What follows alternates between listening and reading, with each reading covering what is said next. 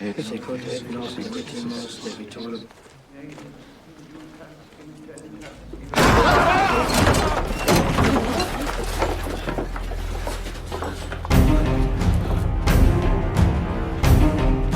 Domine Patria et Filii et Spiritus Sancti. Pater noster qui es in caelis. Pater noster qui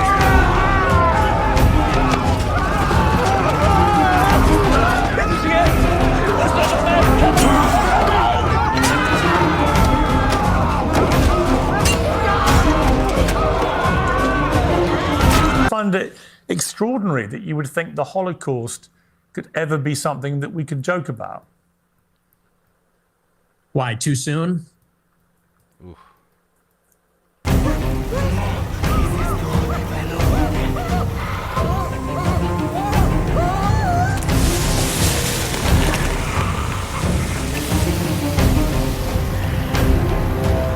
And Nick Fuentes said on the Piers Morgan show, and he said, when Piers Morgan said to him, you think it's okay to joke about the Holocaust? And Fuentes obviously said, what, too soon? You know, he's known to be a big Christian. And like, you could joke about that, right? Like, for example, I was trying to prove a point with that Vikings intro, okay? That's from the series Vikings. Like, they tormented the Christians for 700 some years, okay, invading their lands and torturing them. Look what they did to those people. But you could dress as a Viking for Halloween. You could dress up and play Vikings. You know, it's okay. But imagine someone now dressing up as a Nazi soldier for Halloween. You know, that wouldn't look so good, right? I guess you would have to wait a little bit for that, right? That's what he's saying. And like, it didn't just happen in Northern Europe. It happened in Southern Europe too, in Spain, Italy, Portugal, Greece, you know, and that was happening but with the Muslim conquest, you know, in the year 700. So what is that, about another 700 years? So what do we have? So we have to wait about another 700 years from now till we could joke about it, because that's the amount of time it'll be okay. All right? But you can't, because there's the whole country set up to stop it, to not allow you to say anything about it. It's protecting these Semites, okay? These Semitic people. Now, real quick about the Semitic people, okay? You got to go back. We'll just try to do this real quick. You know, the three sons of Noah, okay? You have Shem, Ham, and Japheth, all right? Japheth settles to the north, which is like Europe, North Europe, Scandinavia. Ham settles to the south in Africa. Shem settles in the Middle East. Okay, that's important, because you got to look at this now, where the lineage of Shem comes from. Shem, they call the Shemites, which comes the Semites. Okay, there's Semitic people.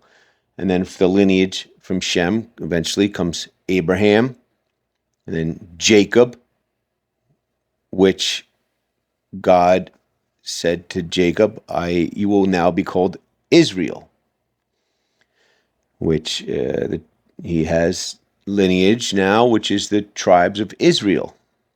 That's where the Israelites come from, okay? And then he had a tribe, a Judah comes from that lineage, which is the tribe of Judah, which are the Jews, okay? That's from that's from Shem.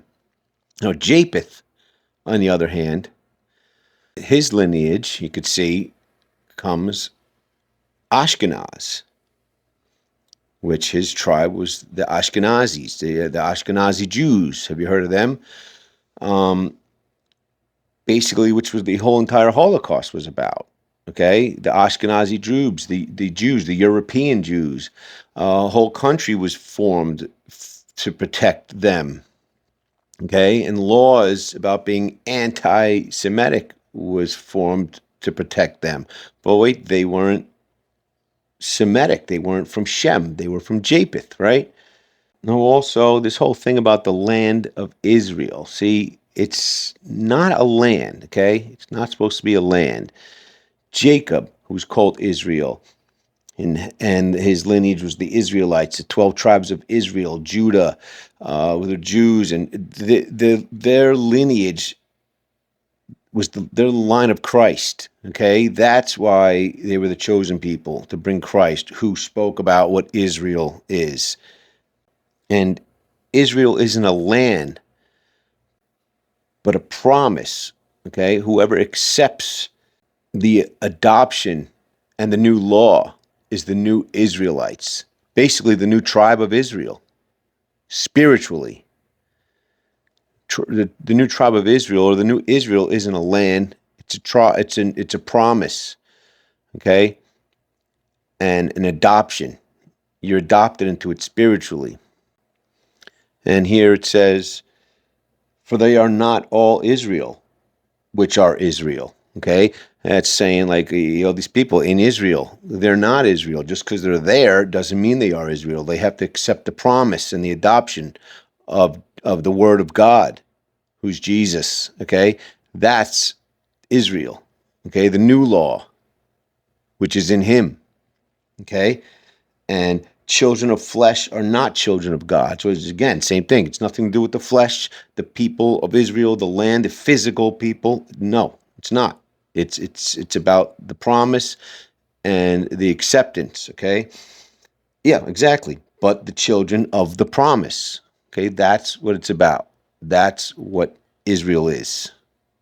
So now going back to the Muslim rule from 700 to 1400. All right.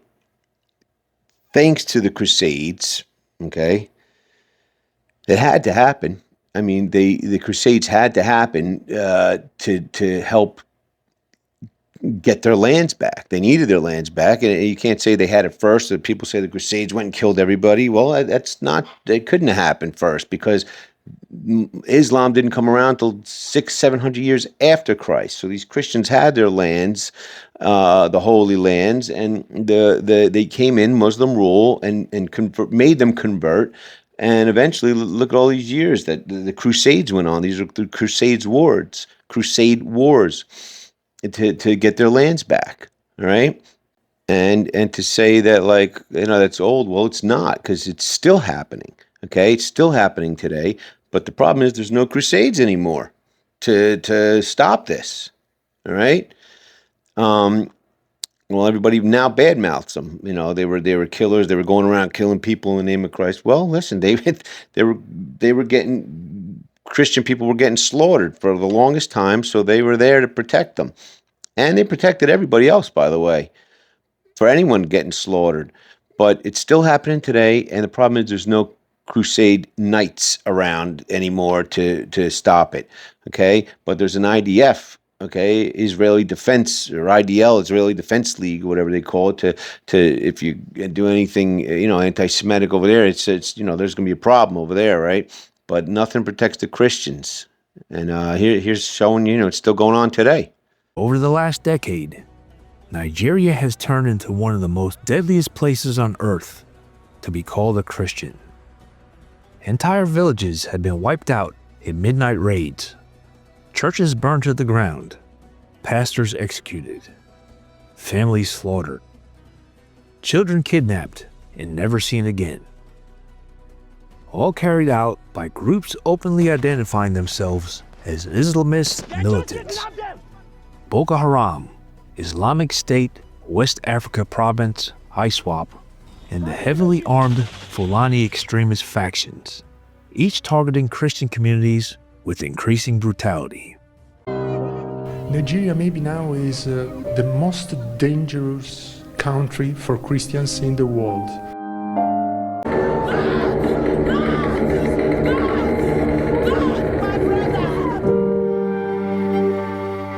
Boko Haram, which means Western education is forbidden, seeks to overthrow the current Nigerian government and replace it with a regime based on Islamic law.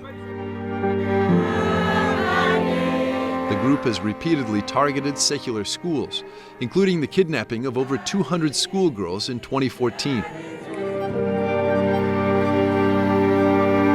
Janeda and Maria both suffered greatly at the hands of Boko Haram, witnessing the killing of family, Janeda saw her father beheaded in front of her, killed because he refused to have sex with his daughter. Maria spent 9 years as a captive of the terror group. She saw her brother cut to pieces, while her sister is still in captivity. The importance of their faith during their period They will tell you to be a Christian is a bad thing, their own is a good one. So, and now years ago, and now, if you claim a Christian state, like they claim a Jewish state like Israel, you can't. You'll be called a Nazi or a white supremacist, So I don't know how those people in Africa, Christian people getting slaughtered, can they have a Christian state? They can't be called white supremacists, can they? I mean, nowadays they are calling anybody a white supremacist, but they can't be. And it's happening in Europe. They don't want to mix. There's a lot of people are coming in there and changing the culture of everything. So you see this happening in other countries. That's that's it. And it is crazy because from the year 700, and nothing to do with whiteness, it's still happening today just for being Christian. Okay, just for being Christian. And you could argue, not just for being Christian, but it's happening to the true people of Israel, okay? The people who accepted the promise, the people who are adopted now, who accepted the promise of the Word of God, Jesus Christ, okay? It's happening to them, according to Romans 9, 4 through 8. So you could argue those people are getting slaughtered. They've been getting slaughtered. The true Israelites, the true people who have accepted this promise and this adoption, those are the real Israelites getting slaughtered. Point is, just going back to that Nick Fuentes, that one statement's too soon. That's all. Just caught me a little bit. It's making me think. Just it's true. I mean, it's kind of funny. Like you could say that, but Piers Morgan gets mad at him. But like, what about everything else, It's too soon. I guess you just got to wait. You got another 700 years, you'll be able to joke a little bit about it, about the Holocaust. Not that I want to joke about anything like that, It's not nice what happens to any of this stuff, but, I'm just saying, you could dress as a Viking for Halloween, which is cool. I like Vikings, but remember all the stuff that happened all these years ago. These slaughtering these Christians, and now, it's okay. Like, no one pays attention to what's going on over there in Nigeria. Where's the protection for the Christians? I don't see it. Everybody always wants protection for something else. But what about them? Seems like they can't. Seems like they get persecuted for something if they say it. That's just what I'm seeing. Thanks for watching. Like, subscribe, and comment on anything you liked or didn't like.